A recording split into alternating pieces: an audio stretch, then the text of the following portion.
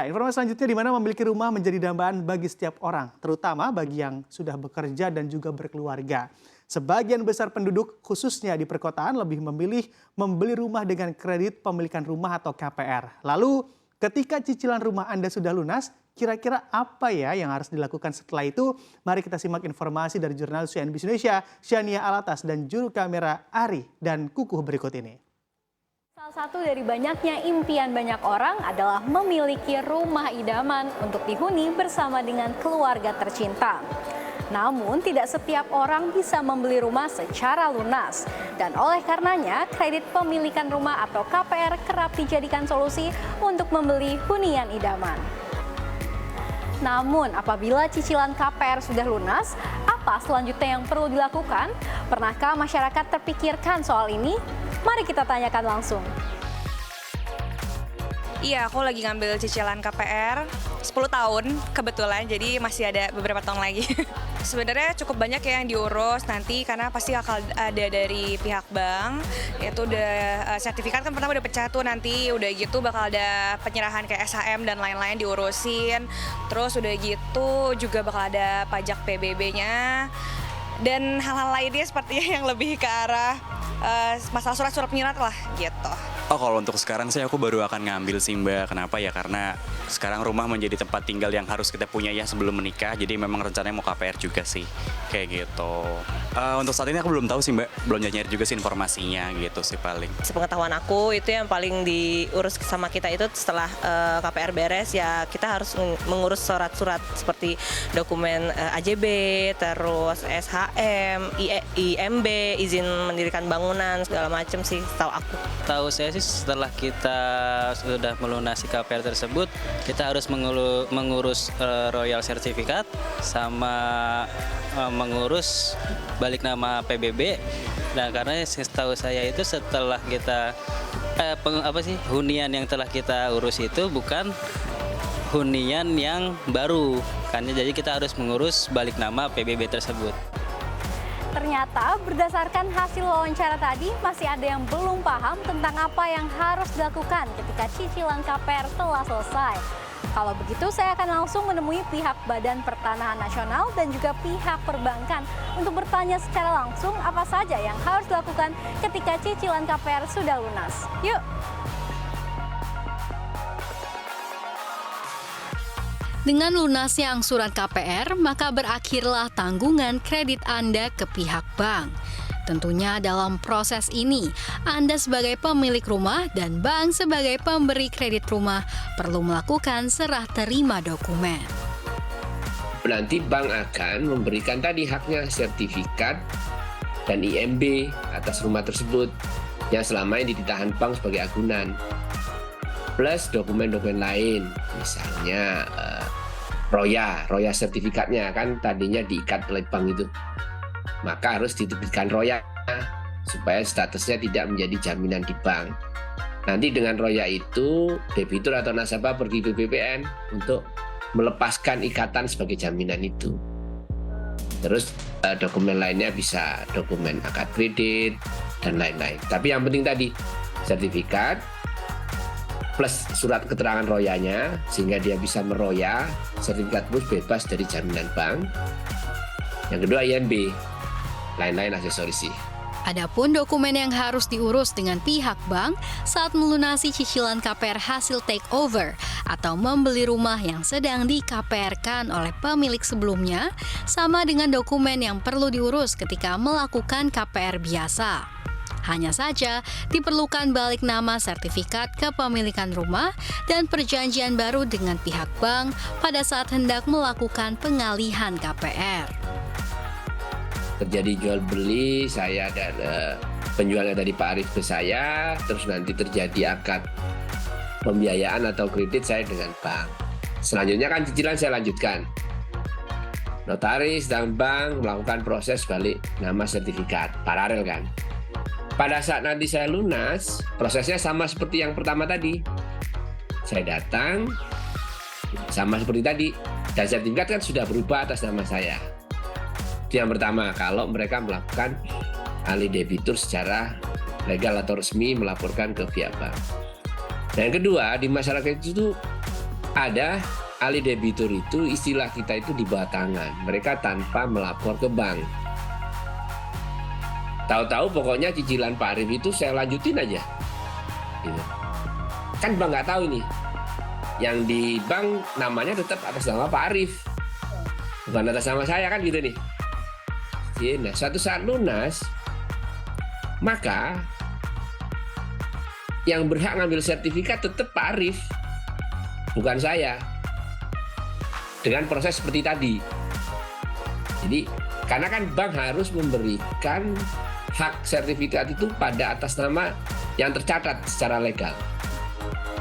Setelah dokumen jaminan diperoleh dari pihak bank, proses selanjutnya adalah mengurus ROYA atau penghapusan hak tanggungan di Badan Pertanahan Nasional atau BPN.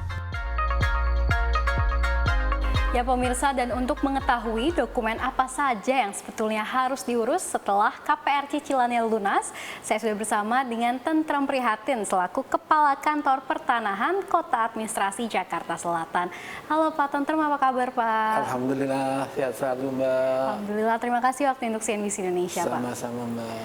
Baik Pak, langsung saja setelah KPR ini kita lunasi begitu ya Pak, angsurannya, ini kan kita akan mendapatkan nanti sertifikat atau tanda surat lunas KPR-nya. Nah setelah ini kan memang harus ada pengurusan dokumen lainnya yakni seperti ROYA sertifikat. Ini ROYA sertifikat itu sebetulnya apa Pak dan berapa lama cara mengurusnya Pak? Siap. Ya Mbak, ROYA adalah pencoretan pada buku tanah hak tanggungan karena hak tanggungan telah habis. Kalau di BPN ini pengurusnya cukup 1 hari saja Pak. Kami di BPN Jakarta Selatan ini sudah ada pelayanan leksi, layanan 1 hari jadi, khususnya ROYA. Jadi masyarakat khususnya yang tanpa kuasa bisa langsung mengurus 1 hari dan bisa ditunggu saat itu juga. Oke, berarti cukup cepat ya Pak, hanya 1 hari saja untuk mengurus tadi ROYA sertifikatnya. Iya. Bahkan kalau hari Sabtu itu bisa ditunggu Pak, hari itu juga jadi. Hari itu juga jadi. Oke, itu apakah bisa diurus secara online Pak? Iya, saat ini juga di seluruh kantor pertanahan khususnya Jakarta Selatan pengurusan ROYA ini bisa diurus secara online. Baik, oke. Apakah masyarakat akan dikenakan biaya untuk dapat mengurus ROYA sertifikat ini? Saat ini sesuai dengan PP 128, untuk pengurusan ROYA ini dikenakan biaya 50.000, Mbak. Lalu Pak, apabila ROYA sertifikat ini hilang, bagaimana? Kita harus mengurusnya atau apa yang harus kita lakukan? Apabila sertifikat ROYA hilang, dihilangkan oleh pihak kreditur, maka pihak kreditur membuat akte konsen ROYA ke notaris. Dan apabila yang menghilangkan itu pemilik sertifikat, itu pemilik sertifikat harus membuat akte konsen ROYA ke notaris tempat. Baik Pak Tentrem, lalu sebetulnya apa saja sih persyaratan untuk mengajukan ROYA sertifikat ke BPN? Syarat untuk mengajukan ROYA adalah formulir permohonan yang sudah diisi, surat kuasa apabila dikuasakan, fotokopi identitas pemohon, visa KTP, visa KK, kemudian fotokopi akte pendirian apabila itu badan hukum, sertifikat tanah dan sertifikat hak tanggungan, surat lunas atau surat ROYA, fotokopi pemberi hak tanggungan. Oke, baik. Lalu secara rata-rata berapa banyak sih Pak pengajuan ROYA sertifikat ke BPN tiap tahunnya? Rata-rata di kantor pertanahan Administrasi Jakarta Selatan ini 3.000 ROYA setiap tahun. 3.000 ROYA setiap tahun ya Pak. Itu apakah termasuk banyak atau cenderung masih biasa saja? Saat ini cukup banyak Mbak untuk Jakarta Selatan ini. Oke, baik. Lalu Pak, selain ROYA sertifikat, apa lagi sih tentang KPR rumah apabila sudah selesai yang harus kita urus ke BPN? Setelah itu diterbitkan ROYA, artinya dikatakan bahwa sertifikat telah lunas dan dimiliki oleh pemilik tanah, maka yang bersangkutan bisa mengajukan balik nama. Biasanya perumahan itu sertifikatan masih atas developer, biasanya HGB. Itu dia bisa mengajukan balik nama ke kantor pertanahan Kota Administrasi Jakarta Selatan ini. Oke, jadi yang memang diurus ke BPN adalah ROYA sertifikat, lalu balik nama HGB atau sertifikat kepemilikan bangunan lainnya begitu ya Pak.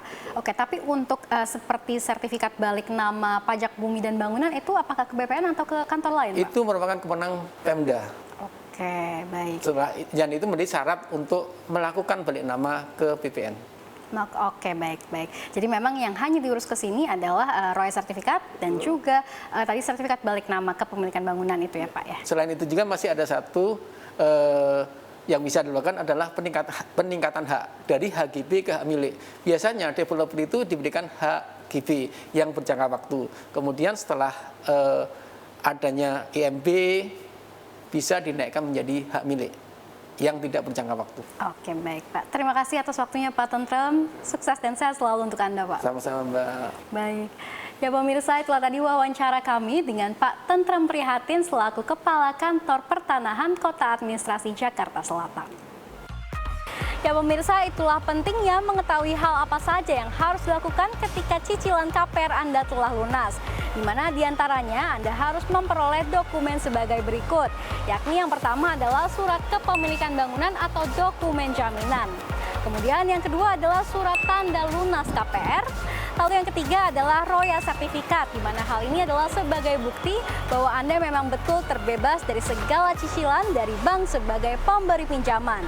Dan yang terakhir adalah sertifikat balik nama pajak bumi bangunan atau PBB. Ya, jangan sampai aset yang kita miliki terganggu status hukum ke depannya karena kita tidak mengurus legalitas dokumen kita dengan baik, dan jangan sampai kita terkena sanksi ataupun denda karena kita tidak melakukan balik nama pajak bumi dan bangunan dari hunian yang kita miliki. Demikian dari Jakarta, saya Shani Altas dan juru kamera Ari dan juga Kuku, tim liputan CNBC Indonesia.